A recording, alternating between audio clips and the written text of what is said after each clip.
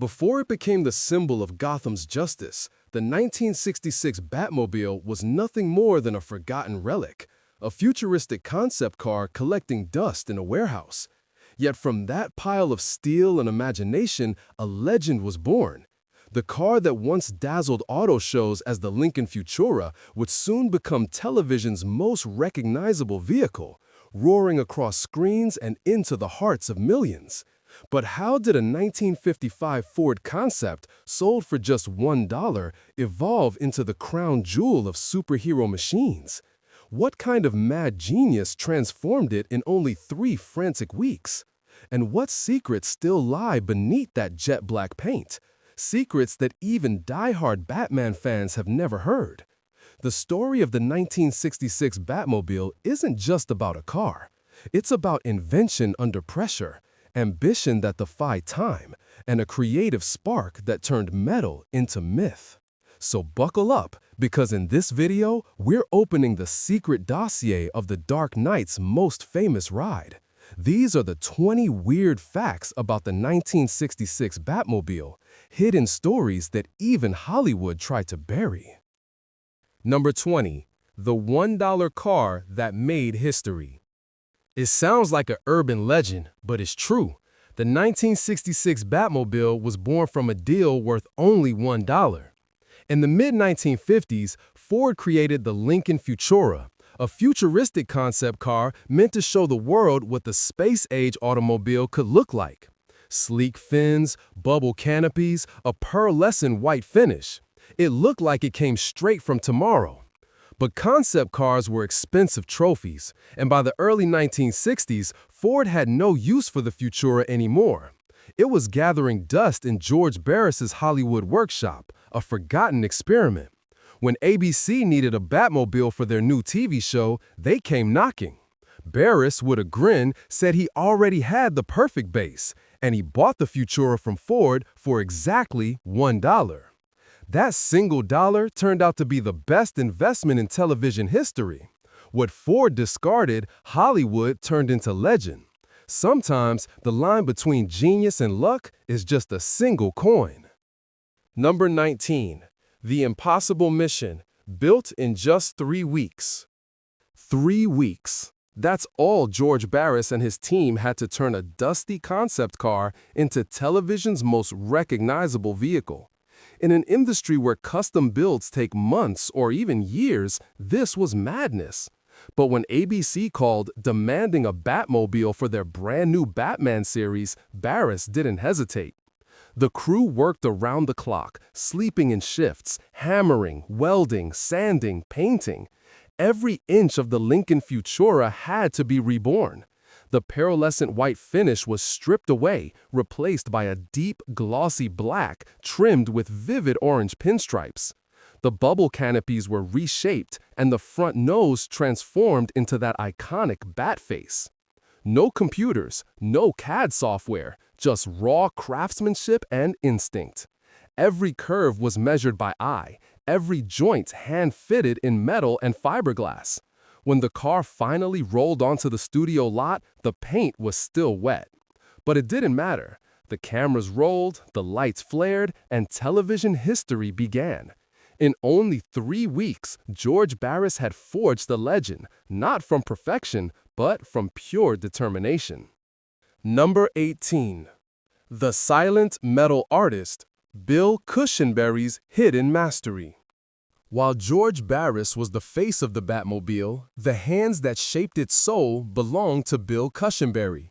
A quiet genius from Monterey, California, Cushenberry was already a legend among custom car builders, the kind of man who could bend metal like it was clay. When Barris needed someone to bring his wild vision to life, he called Bill. Working 18-hour days, Cushenberry sculpted the Lincoln Futura into something darker, sharper, and more alive.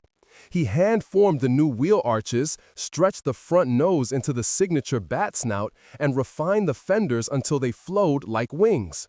Every curve bore his signature precision. But true to his nature, Cushenberry never boasted. Few even knew his name. He left the spotlight to Barris, content to let his work speak for itself.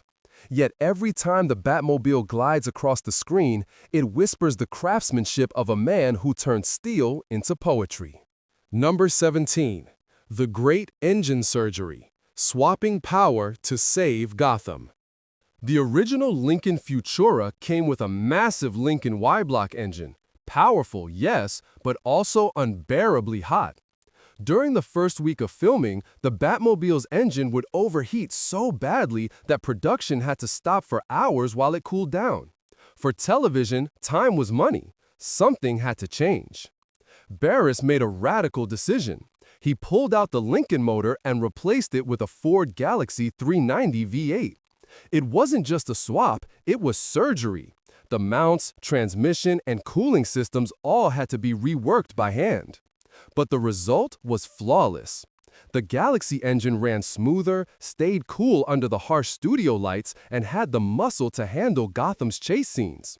It roared without breaking down, turning reliability into spectacle. That decision might have saved the production itself. Without it, the Batmobile might have become famous not for its speed, but for how often it broke down. Number 16. When the Batmobile was cloned. Here's a fact most fans never realized. There wasn't just one Batmobile. The TV show's demanding schedule couldn't rely on a single car. After building the original from the Futura, Barris created 3 more replicas using Ford Galaxy chassis. Each served a different purpose. Car number 2 handled close-up shots and smooth driving scenes. Car number 3 was a show car for tours and public events. Car number 4 was stripped down for stunt work, lighter, faster, and easier to repair. To the audience, though, they all looked identical. On screen, no one could tell which car was which. These replicas kept the production alive. When one was damaged, another stepped in seamlessly. Even the engines varied. Some had smaller V8s for reliability, others massive blocks for power. In a way, the Batmobile was like Batman himself. It could be in many places at once, performing the impossible without anyone noticing the trick behind the mask. Number 15. Car number 3, the People's Batmobile. Among all the replicas, Car 3 had the most curious destiny. It never appeared in the TV series, not once. Instead, it became the People's Batmobile, the one fans could see, touch, and sit in. George Barris kept it pristine, free from the wear and tear of filming. Its paint gleamed like glass, every chrome detail polished to perfection. From shopping malls to auto shows, it toured America, thrilling kids and adults alike. Families lined up to take photos, and thousands claimed, "I sat in the Batmobile," most of them meaning this one. For many, it was their first brush with movie magic. Years later, when collectors fought over it at auctions, that same sense of wonder returned. Because this car wasn't just a prop, it was a memory machine, carrying the childhood dreams of an entire generation. Number 14. The 11-inch stretch that changed everything. The Lincoln Futura was already long and sleek, but George Barris wanted more, something impossibly dramatic. To give the Batmobile its commanding presence, he made a daring move, stretching the frame by 11 inches. That may not sound like much, but in car design, it's monumental. The frame had to be cut and reinforced with new steel sections. Every part, drive shaft, wiring, brake lines, needed adjustments. Why? Because 1960s television cameras compressed images, making cars appear shorter on screen. By extending the Batmobile's body, Barris restored its proportions and gave it that surreal, elongated look we remember. The stretch also improved handling. The longer wheelbase balanced the heavy front engine and rear turbine, making it smoother at high speeds during chase scenes. On camera, it looked perfect. Off camera, it was perfect. A small change that made the Batmobile look like it could outrun gravity itself.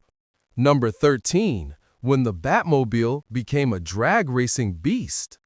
While the other Batmobiles were chasing villains on TV, car number 4 lived a wilder life. George Barris transformed it into a full-fledged drag racing monster. Under its hood roared a 427 Police Interceptor engine, a fire-breathing beast built for the quarter mile. This wasn't just a replica, it was a real racer. Reinforced chassis, modified suspension, and even a wheelie bar were added to keep the front end from lifting during launches. When it hit the drag strip, the Batmobile thundered down the lane, clocking mid-12-second runs, incredible for the 1960s. Crowds went wild. Kids screamed as they watched the Caped Crusader's car tear through smoke and sound. For once, the Batmobile wasn't just fantasy. It was performance incarnate. It proved one thing. Beneath the TV magic and props, Barris had built a machine that could truly move. Gotham's savior wasn't just a star. It was a speed demon. Number 12, Wild Bill Shrewsbury, the daredevil behind the wheel.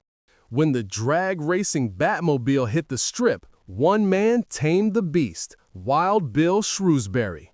His nickname said it all: fearless, flamboyant, and a little bit crazy. Before stepping into the Batmobile, Bill was already a legend in drag racing circles, piloting everything from nitro-fueled monsters to jet-powered cars. But the Batmobile was unlike anything he had driven. Its bubble canopy limited vision. Its nose was so long you couldn't see the start line, and its weight distribution made every launch a gamble. Yet Shrewsbury mastered it with instinct and nerves of steel.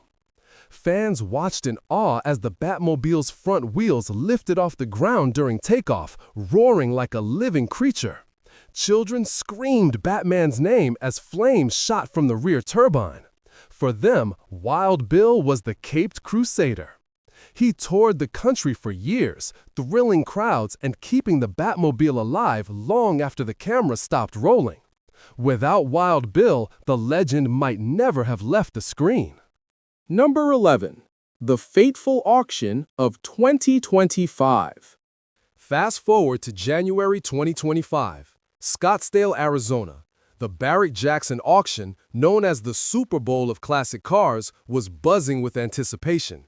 On the stage sat Batmobile number 3, the touring car that never appeared on television but lived in the hearts of millions. As the auctioneer recounted its history, built by George Barris himself, displayed across America for decades, the crowd erupted in applause. Collectors from around the world had come for this moment. When the car rolled under the bright lights, its glossy black paint seemed to glow. Bidding escalated fast, hands shot up. The price climbed higher, then higher still. When the hammer finally fell, the crowd cheered. The Batmobile had found a new owner. The final price was never disclosed, but insiders whispered it reached astronomical numbers. That night, one truth echoed through the room. This wasn't just a car. It was a relic of television history, a bridge between fantasy and reality, still shining 6 decades later. Number 10. George Barris's certificate, the ticket to immortality. When the Batmobile was sold at Barrett-Jackson, it came with something priceless, a certificate of authenticity signed by George Barris himself. To collectors, that paper meant everything. It proved lineage, history, and the touch of the master who created the legend. The certificate detailed the car's origins, its role in promoting the Batman series, and even personal notes from Barris about the build. Photographs of him working on the car and meeting fans across the country accompanied it, a lifetime of memories bound to a single machine. That signature transformed the Batmobile from a collectible into a piece of art. It wasn't just a car anymore, it was a relic carrying the spirit of its creator. In the collector's world, provenance is gold, and Barris's signature didn't just authenticate the car, it immortalized it. Every curve of that ink on paper ensured the Batmobile would live forever, not in motion, but in legend. Number 9. The tilting nose of fan-first innovation. One of the cleverest features ever added to a Batmobile wasn't designed for film, it was for the fans. During promotional tours, George Barris noticed how difficult it was for people, especially kids, to climb into the car's low seats under its bubble canopy. So, his team created a solution worthy of Batman himself, a tilting nose section. The entire front of the car, from the windshield forward, could pivot upward on hydraulic struts. It looked like a secret gadget straight out of the Batcave, but it had a simple purpose: accessibility. Within seconds, the cockpit opened like a mouth, letting visitors step right in. This modification appeared on car number 3 and some replicas, transforming fan events into immersive experiences. For thousands of kids, the moment the Batmobile opened its jaws became a core childhood memory. Barris always said the Batmobile wasn't just meant to be seen, it was meant to be felt. And with that tilting nose, fans didn't just see the legend, they stepped inside it. Number 8. The secret of the black velvet paint. In the early days of filming, the Batmobile's glossy black paint looked stunning until the studio lights hit it. The reflections were blinding, and the cameras of the 1960s couldn't handle the glare. Barris needed a fix fast. The solution was as strange as it was brilliant: black velvet paint, also known as flocking. Instead of a shiny surface, the paint had microscopic fibers that absorbed light, giving the car a soft, matte finish. It hid imperfections from the rushed build and prevented reflections that ruined the shot. But it came with a price. The texture was delicate. It couldn't be washed like normal paint. Rain, fingerprints, even dust could damage it. For filming, it was perfect. For the real world, a nightmare. Still, under the studio lights, the Batmobile looked like a living shadow, dark, smooth, and impossibly cool. A car that didn't just drive through Gotham's nights, it became them. Number 7. Reborn in light, when the Batmobile was restored. As decades passed, the original velvet paint faded and wore away. When collectors and restorers finally got their hands on the Batmobiles, they faced a question: preserve the fragile matte look or restore it with modern shine? Most chose the latter. Using state-of-the-art automotive paint technology, restorers stripped each Batmobile down to bare fiberglass. They repaired cracks, smoothed every panel, and coated it with a deep, two-stage glossy black, finished with the iconic orange pinstripes. Under sunlight, it gleamed with the power of memory. The result was breathtaking. The car that once absorbed light now reflected it like obsidian glass. Fans who saw it decades later said it looked better than ever. Purists may have mourned the loss of the original flocked surface, but for the modern age, the Batmobile needed to shine again. From shadow to spotlight, it had evolved. Not just restored, but reborn. Number 6. The ever-changing license plates. Sharp-eyed fans who watched the Batman series closely noticed something peculiar. The Batmobile's license plates kept changing. In some episodes, it read TP3567, in others, BT1 or the now famous Bat1. Was it a continuity error? Not quite. Each plate had a purpose. TP3567 was a legally registered California plate used for filming on public roads, required by law. The stylized BAT1 was for studio scenes, giving the car a cleaner, more recognizable identity on screen. Occasionally, the crew simply forgot to swap them, leaving eagle-eyed fans a delightful Easter egg to spot decades later. Those tiny inconsistencies became part of the Batmobile's charm. They revealed the human side of TV production, the rushed schedules, the imperfect continuity, the behind-the-scenes improvisation.